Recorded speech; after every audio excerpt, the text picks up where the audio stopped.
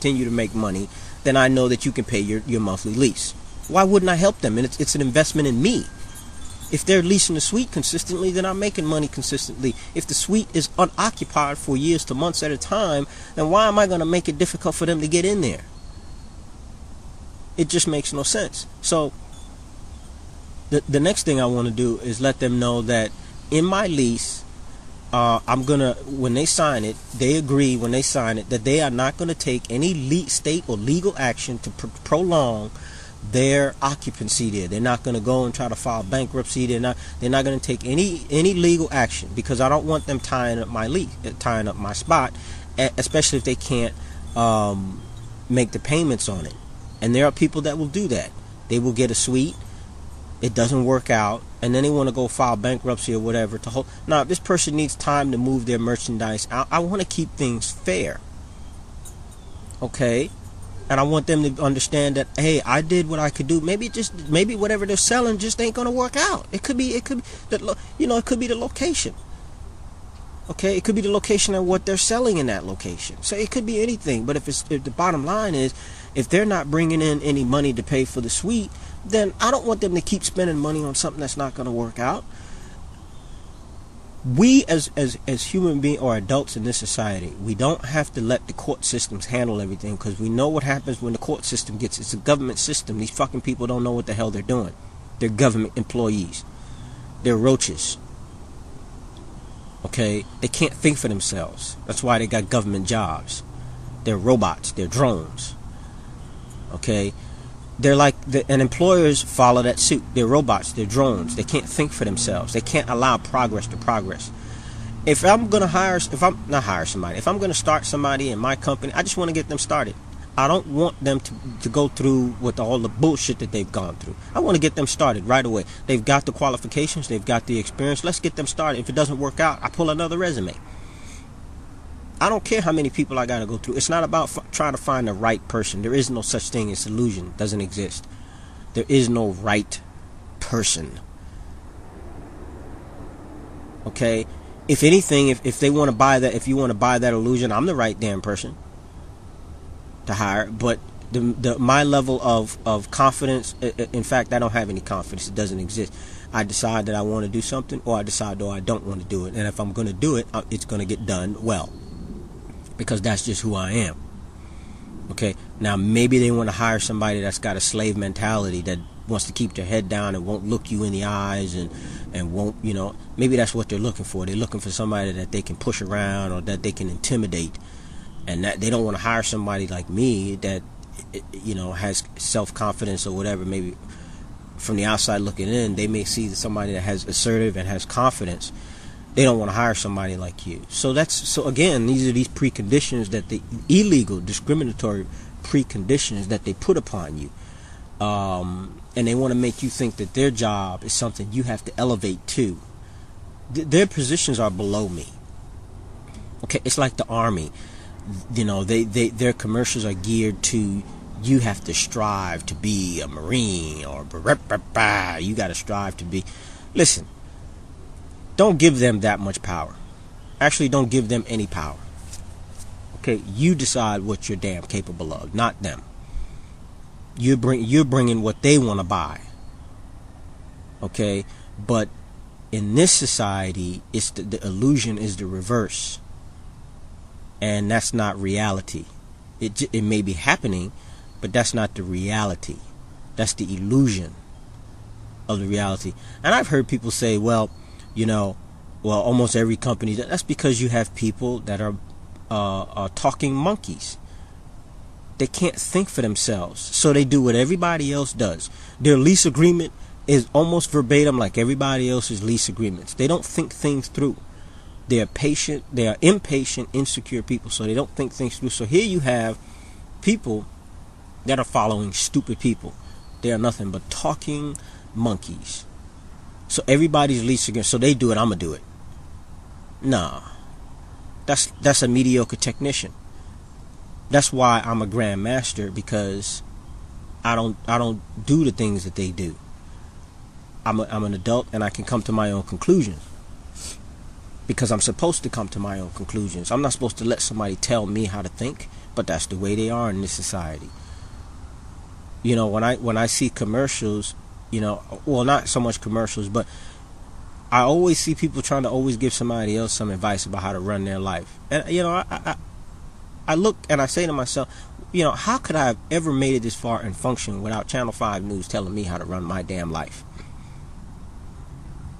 You keep giving all of these people this power, and they're going to use it. And they're going to use it against you. Oh, so this person has a felony. I'm not going to hire them. So he goes to the next interview. I'm not going to hire this person. They have a felony. And they go to the next interview. And again, and again, and again. And so, what is this person supposed to do? They may even have a family. Who knows?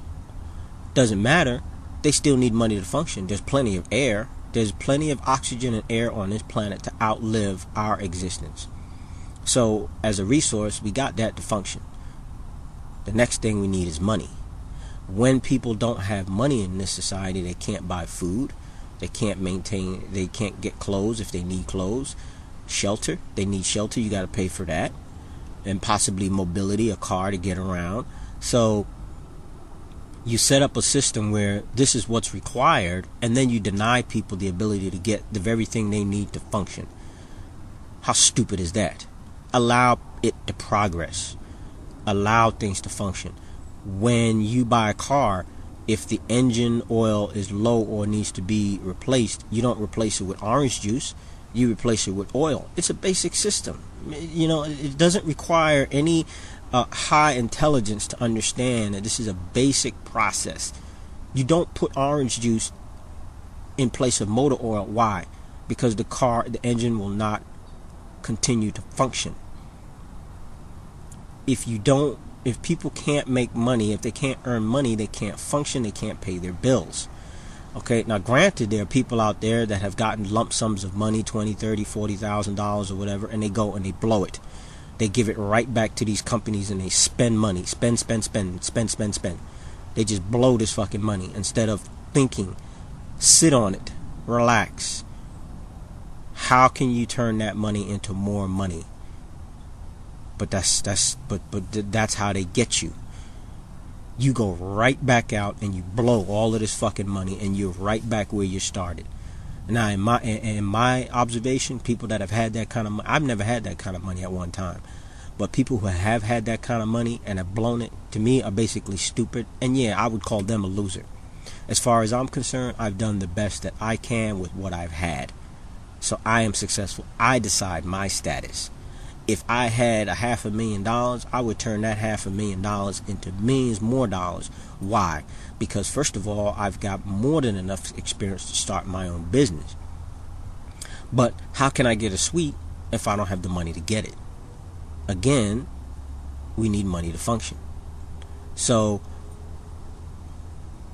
I may have the knowledge and experience, but I need the money to put myself in a position to make more money. I need a base of operations. I need a suite with a good volume of traffic, foot traffic, road traffic, and visibility, and maybe some other shops around where people can come in and use my services.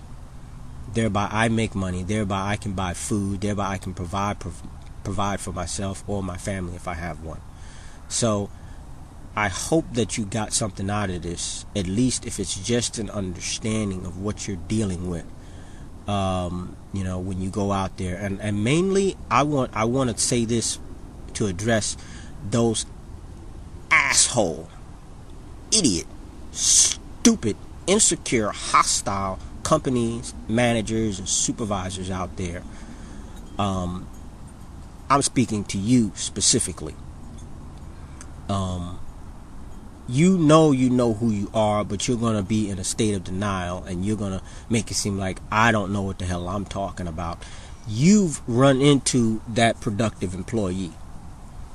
You just haven't recognized them yet because you want to push them and try to get more out of them, and they're already producing satisfactory work and maybe above satisfactory, but you want to push them and be hostile towards them. And then the asshole people that are lazy and don't do anything, you don't want to address them and let them know that they need to tighten up. Okay, And I finally figured out why they do that. Supervisors, managers, whatever, the reason they harass their most productive personnel is because they want to make it seem like they're taking credit for that person's work ethics, when those are the work ethics that they had before they got hired. So they brought that to the job. It was not something that they cultivated or developed while they were there. And even if they did, you don't want to push your productive people. So they want to bring attention to themselves because they're insecure as a manager or supervisor that they made you the way you are. The asshole, lazy ass personnel that fucking don't do their job and want to let other people take up their slack, they know they don't want to bring attention to those people because it's a reflection on them. So it's better to not address them and just let them keep doing what they're not doing, and push the person that's doing what they're supposed to be doing so that they can take credit for what that person is doing. And that's why they do what they do. They don't do it consciously, because they don't have that level of maturity to think consciously and clearly to do it that way. They do it subconsciously because they are not aware of their own insecurities, and so that's why they do it, and it's an issue of control. So I'm not sure if you're going to get anything out of this. I know that I did, by me acknowledging these asshole companies that you're gonna run into it. Every company has them. Every company has them. And then here's another. Because I'm a black male, I have been in a couple of supervisor positions, and it's just an issue of this company. The American mindset is that the black male or people of color, we have no value, or they have no value, or they don't value you. Okay, i.e., which results in lack of respect.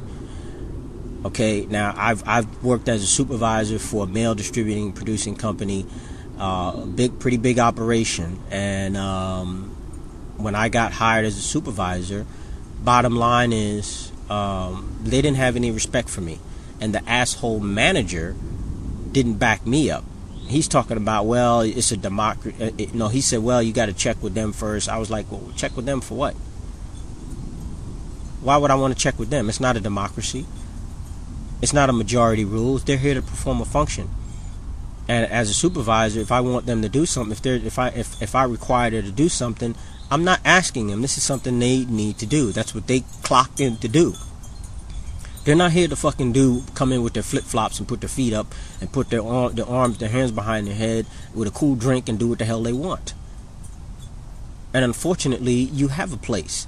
But that doesn't mean that you're going to talk to these people with disrespect. But see, I understand I've been a black male longer than a white male has been a black male. Okay, so I know that it's issue of lack of respect and an issue of value. And you have other Africans that come to this country and they talk to black people like they have, like they're the lowest thing on the planet. And it's just the issue of they don't value people of color. So, I mean, without getting off, the only reason I brought that up was because these are the things that I encounter. And then, unfortunately, because of that, I'm not the kind of person that is going to let somebody push me around. It's just not going to happen. Okay? And so once they figure out that they cannot deal with me that way, bottom line is, because most people don't want to deal with reality, I am pure reality. So they don't want to deal with me, and that's fine. So I'm going to go ahead and end this. I've hoped that for people like me, that maybe I've said something to you that you can relate to, that makes sense, because we exist. You have to remember, I don't expect much from people other than the few friends that I have.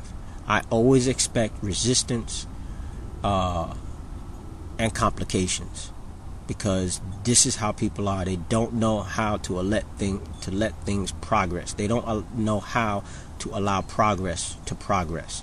You put a system in place to progress, and then you put these preconditions in there, and it stops the progress. I am not unemployed because I choose not to take a job that I've actually been hired for.